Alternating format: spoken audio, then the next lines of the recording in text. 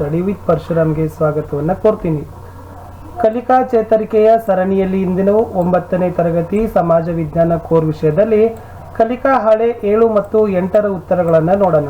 So ಹೊಸಬರಾಗಿದ್ದರೆ ಚಾನಲನ್ನು subscribe ಮಾಡಿ, ಜೊತೆಗೆ ಬೆಲ್ ಐಕಾನ್ ಅನ್ನು ಒತ್ತಿ. ಇದರಿಂದ ಮುಂಬರ್ತಕ್ಕಂಥ ವಿಡಿಯೋಗಳ ನೋಟಿಫಿಕೇಶನ್ ತಮಗೆ ಮೊದಲಿಗೆ ಸಿಗತ್ತೆ. ಅಷ್ಟಲ್ಲದೆ ವಿಡಿಯೋಗೆ ಒಂದು ಲೈಕ್ ಮಾಡಿ, ನಿಮ್ಮ ಫ್ರೆಂಡ್ ಸರ್ಕಲ್ಗೆ ಶೇರ್ ಮಾಡಿ ಅಂತ ಹೇಳ್ತಾ 9ನೇ ತರಗತಿ ಸಮಾಜ ವಿಜ್ಞಾನದಲ್ಲಿ ಕಲಿಕಾ ಹಾಳೆ 7 ಮತ್ತು 8ರ ಉತ್ತರಗಳನ್ನು ನೋಡುವ. ಇದು ಬಂದ್ಬಿಟ್ಟು ಕತ್ತಲೆ ಯುಗ ಮತ್ತು ಆಧುನಿಕ ಯುಗ ಅಂತ ಇದ್ರದ್ದು ಕಲಿಕಾಂಶ ಬರುತ್ತೆ. ಎಸ್, ಮೊದಲಿಗೆ ಕಲಿಕಾ ಹಾಳೆ 7 ಇದೆ. ಚಟುವಟಿಕೆ 1, ಪ್ರಶ್ನೆಗಳನ್ನು ಓದಿ ಅರ್ಥೈಸಿಕೊಂಡು ಉತ್ತರಿಸೋಣ. ಸೊ ನೋಡುವ ಏನು ಕ್ವಶನ್ಸ್ ಇದಾವೆ ಅಂತ. ಇದೆ, ಯುರೋಪಿಯಲ್ಲಿನ ಕತ್ತಲೆ ಯುಗ ಸಾಮಾನ್ಯ ಶಕ 5ರಿಂದ 15ನೇ ಶತಮಾನ. ಆಧುನಿಕ ಯುಗದಲ್ಲಿ ಸಾಮಾನ್ಯ ಶಕ 15ನೇ ಶತಮಾನದ ಮಧ್ಯಭಾಗ ಇದ್ದಿರಬಹುದಾದ ಲಕ್ಷಣಗಳನ್ನು ವಿಂಗಡಿಸಿರಿ. ಇಲ್ಲಿ ಕತ್ತಲೆ ಯುಗದು ಮತ್ತು ಆಧುನಿಕ ಯುಗದ ಲಕ್ಷಣಗಳನ್ನು ಕೊಟ್ಟಿದ್ದಾರೆ. ಅವುಗಳನ್ನು ತಾವೇನು ಮಾಡಬೇಕಪ್ಪ ಅಂದರೆ ವಿಂಗಡಿಸಬೇಕು. ಯಾವೆಲ್ಲ ಲಕ್ಷಣಗಳಿದ್ದಾವೆ?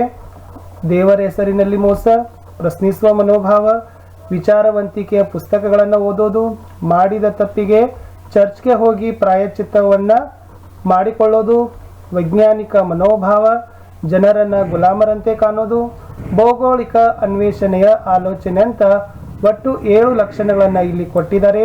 ಇವುಗಳನ್ನು ಕತ್ತಲೆ ಯುಗದಲ್ಲಿ ಯಾವುವು, ಆಧುನಿಕ ಯುಗದಲ್ಲಿ ಯಾವ ಲಕ್ಷಣಗಳು ಅಂತ ಉತ್ತರಿಸಬೇಕಿತ್ತು. ಉತ್ತರ ನೋಡೋಣ.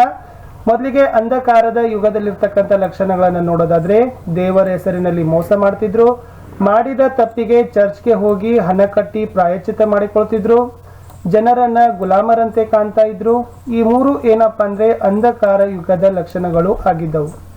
ಇನ್ನು ಆಧುನಿಕ ಯುಗದ ಯುರೋಪ್ನಲ್ಲಿರ್ತಕ್ಕಂಥ ಲಕ್ಷಣಗಳು: ಪ್ರಶ್ನಿಸುವ ಮನೋಭಾವ ಬೆಳೀತು, ವಿಚಾರವಂತಿಕೆಯ ಪುಸ್ತಕಗಳನ್ನು ಓದಲಿಕ್ಕೆ ಪ್ರಾರಂಭ ಮಾಡಿದ್ರು, ವೈಜ್ಞಾನಿಕ ಮನೋಭಾವ ಬೆಳೀತು, ಆಮೇಲೆ ಭೌಗೋಳಿಕ ಅನ್ವೇಷಣೆಯ ಆಲೋಚನೆಯನ್ನು ಸಹಿತ ಆಧುನಿಕ ಯುರೋಪ್ನಲ್ಲಿ ಆಯಿತು.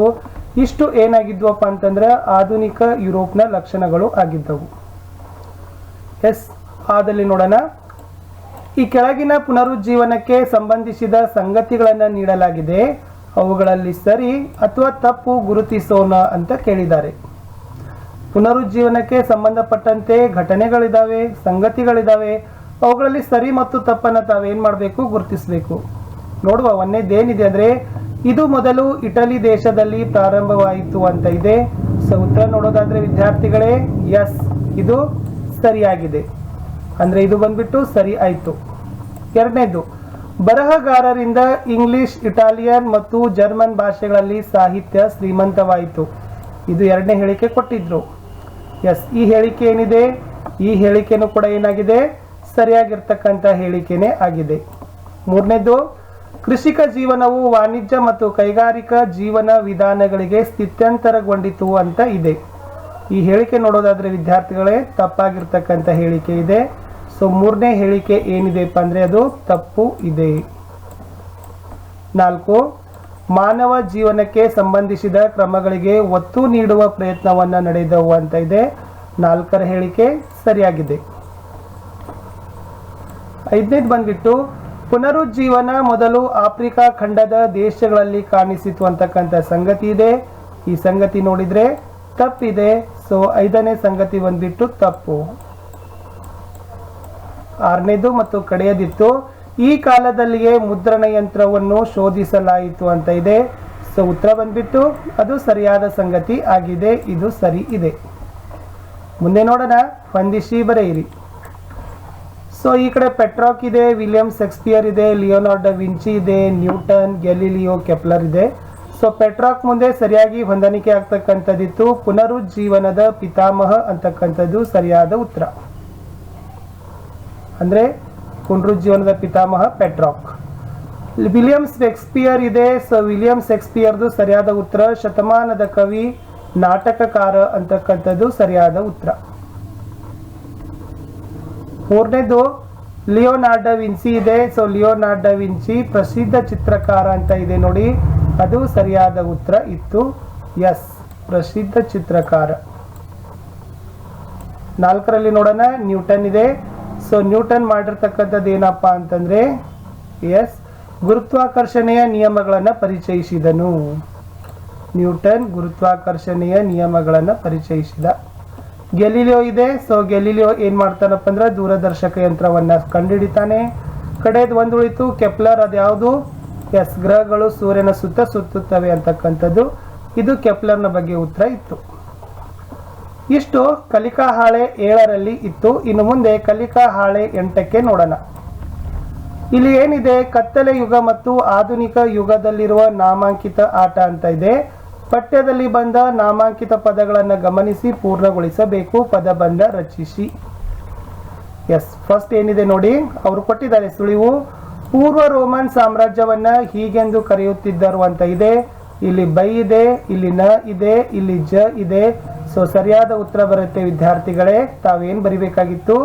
ಬೈಜಾಂಟಿನ್ ಸಾಮ್ರಾಜ್ಯ ಅಂತಕ್ಕಂಥದ್ದು ಮೊದಲು ಬರಿಬೇಕಿತ್ತು. ಎರಡನೇದು ನೋಡಿ, ಭೂಮಿಯನ್ನ ಹಿಡುವಳಿಯಾಗಿ ಪಡೆದ ಅಶಕ್ತ ವ್ಯಕ್ತಿಗೆ ಏನಂತ ಕರೀತಿದ್ರು? ಎಸ್, ಇಲ್ಲಿ ಇದೆ ಎರಡನೇದ್ರಲ್ಲಿ. ಇದು ಒಂದು ಖಾಲಿ ಇದೆ, ಇವೆರಡು ಖಾಲಿ ಇದಾವೆ, ಈ ಎರಡು ಖಾಲಿ ಇದಾವೆ. ಸೊ ಉತ್ತರ ನೋಡೋದಾದ್ರೆ ವಿದ್ಯಾರ್ಥಿಗಳು ಅದನ್ನ ಹಿಡುವಳಿದಾರ ಅಂತ ಕರೀತಾರೆ. ಮೂರನೇದು ಹಿಡುವಳಿದಾರ ಹೊಂದಿದ್ದ ಭೂಮಿ. ಎಸ್, ಅದು ಬಂದ್ಬಿಟ್ಟು ಬರೀ 3 ಅಕ್ಷರದಲ್ಲಿದೆ. ಹಿಡುವಳಿದಾರ ಎಷ್ಟು ಭೂಮಿಯನ್ನು ಹೊಂದಿದ್ದ, ಅದನ್ನ ಏನಂತ ಕರೀತಾರಂತಿದೆ? ಅದನ್ನ ಉಂಬಳಿ ಅಂತ ಕರೀತಾರೆ. 4 ಬಂದ್ಬಿಟ್ಟು ಇತಿಹಾಸದಲ್ಲಿ ಸಾಂಸ್ಕೃತಿಕ ಬರಡುತನವನ್ನ ಹೀಗೆಂದು ಕರೆಯಲಾಗಿದೆ ಅಂತ ಇದೆ. ಇಲ್ಲಿ 4ರಲ್ಲಿ ಸೊ ಇಷ್ಟು ಎಲ್ಲ ಏನ್ ಮಾಡಿದಾರಪ್ಪ ಅಂದ್ರೆ ಡ್ಯಾಶ್ ಕೊಟ್ಟಿದ್ದಾರೆ.